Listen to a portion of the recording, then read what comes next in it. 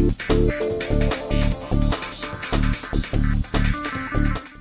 futebol português, historicamente, é muito dominado por três grandes, né? Benfica, Sporting e o Porto. Como que o Estoril se organizou dentro desse projeto para poder tomar pontos deles e estar atualmente onde está, terceiro colocado no campeonato dessa temporada? A grande virada se deu na terceira temporada, né? Como eu disse, a primeira foi uma temporada de muito trabalho fora de campo para organizar a parte administrativa e o passivo. O segundo ano foi um ano de uma tentativa frustrada com um técnico brasileiro e com muitos jogadores vindos diretamente do Brasil para tentar subir da divisão. E acho que a grande virada, e foi que a gente percebeu como fazer, foi no terceiro ano em que a gente passou o comando técnico para um treinador português, que a gente revelou, e a gente hoje fica muito orgulhoso dele ser hoje considerado já uma das grandes revelações de treinadores portugueses, que, no meu modo de ver, tem os melhores treinadores do mundo atualmente. E o Marco Silva assume o time na terceira temporada. A gente consegue fazer uma forma de jogar positiva. E nesse ano, que foi a nossa terceira temporada lá, o time consegue o título da segunda liga e a subida. E aí o desafio maior era como enfrentar na primeira divisão esses grandes tubarões, como o Porto, o Benfica, o Sporting, o próprio Braga e outros times também de muito mais tradição, ou pelo menos de patamares e orçamentos muito mais altos do que o nosso, como a Acadêmica, a Vitória de Guimarães, os times da Madeira, né, o Nacional, o Marítimo, e outros times que já estavam consolidados na primeira, como Paços de Ferreira, Rio Ave, etc. Então, nosso desafio ali foi tentar entender, fazer essa leitura, e acho que o grande trunfo foi manter aquele tempero entre os jogadores portugueses e os brasileiros e um jogo positivo que o Marco Silva e a comissão técnica implementou desde o ano da subida. A gente não abdicou disso e não fez como as equipes pequenas costumam fazer, que é fechar o time, jogar retrancado, jogar só na transição. Não, o Estoril é um time de posse de bola, de transições rápidas, de muita velocidade. A gente joga da mesma forma com o Benfica ou com o time do nosso patamar. E acho que isso é que fez com que o time evoluísse também no modo de jogar e hoje consiga arrancar pontos até dos grandes. Esse trabalho de reestruturação também contemplou categorias de base do clube? Como é que foi feito? Não, no início não. A estrutura hoje, né, do Estoril, o Estoril é uma sociedade anônima desportiva, cujo capital a maioria do capital já era detido por um particular. O clube só tem 15% dessa sociedade, o que é um caso também único em Portugal, era até então um caso único em Portugal, porque a maioria das sociedades anônimas a maioria do capital é detida pelo próprio clube. No nosso caso não havia isso, o clube estava um pouco à parte nesse processo, sempre tivemos uma relação muito boa com o clube, mas quando nós chegamos o clube estava um pouco à parte nesse processo. Aos poucos a gente vem construindo uma relação mais sólida com o clube, que historicamente também é conhecido por uma boa formação, teve muito baixa nos últimos anos, mas a gente vem recuperando juntamente com o clube tentar recuperar isso.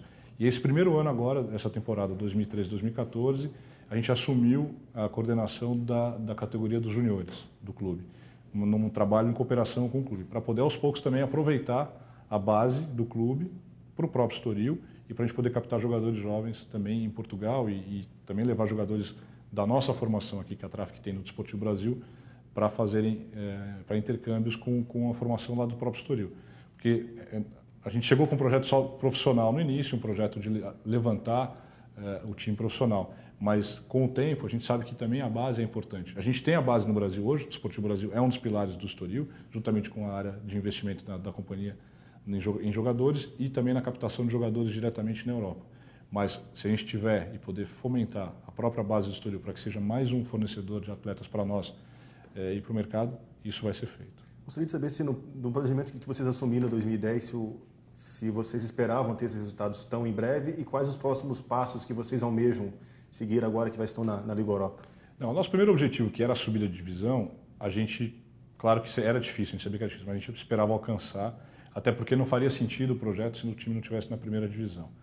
Já o sucesso que foi alcançado logo no primeiro ano na primeira divisão, isso eu te confesso que realmente a gente não esperava tão rapidamente alcançar essa classificação para a Liga Europa. Mas o fato é que a gente foi trabalhando, os esforços do Estoril, juntamente com a Traffic, começaram a render frutos no próprio campeonato. A gente viu que a manutenção, ou seja, não cair de novo, estava praticamente certo. A gente tinha um padrão e um nível de time que possibilitava a gente não se preocupar com o rebaixamento naquela temporada.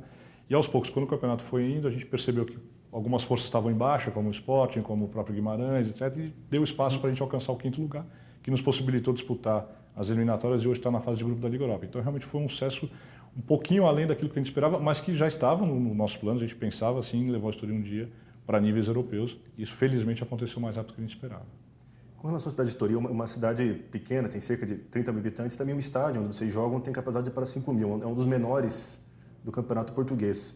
Como que é para mobilizar a cidade, mobilizar a torcida, sendo que o time historicamente não vinha de grandes resultados? Como que foi para poder cativar o torcedor, apoiar esse time que vive um grande momento histórico? Isso é talvez a parte mais difícil, né? O Estoril, historicamente, como você disse, nunca se firmou na primeira divisão. Teve uns anos de glória, uns anos, inclusive, o Estoril era a asa negra do Porto, tal, mas isso já há muito tempo atrás. E estava realmente distante da comunidade. Isso é só com o tempo, só com resultados. A gente vem fazendo campanhas muito boas. Essa classificação histórica para a Liga Europa aproxima muito a comunidade do Estoril e também de Cascais, do entorno, porque o Estoril faz parte do Conselho de Cascais, que o Conselho todo tem 200 mil habitantes. Então a gente tem uma área de captação ali também de torcedores muito grande. Ao mesmo tempo a gente está muito próximo de Lisboa, o que faz com que a maioria dos torcedores do Estoril tenha o Estoril como segundo time, depois do Benfica ou do Sporting. Mas com o tempo a gente faz trabalho com as escolas, trabalho também com os jogadores que estão na formação e com as famílias para que eles venham ao estádio e comecem a entender que o Estoril é um time vitorioso, um time de sucesso, para que a gente amanhã tenha torcedores em cada vez de maior número. Já o tamanho do estádio, para a nossa dimensão atual, é suficiente. O estádio é pequeno, mas é muito bom, o estádio tem condições excelentes. Foi, inclusive, serviu de base para a Suécia antes da disputa do Euro de 2004, então o estádio foi todo remodelado naquele momento. É pequeno, mas tem condições excelentes, não deixa a dever para nenhum estádio grande. A gente precisa fazer algumas melhorias e a gente acredita que agora, na fase de grupo, a UEFA também vai permitir que a gente jogue lá, porque apesar de não ter capacidade grande, o Estoril consegue acolher bem os jogos. Então, acho que é com o tempo, né? É com o tempo que a gente vai crescer e aí, se a demanda realmente for maior, a gente pode até pensar em ampliar o estádio, por que não?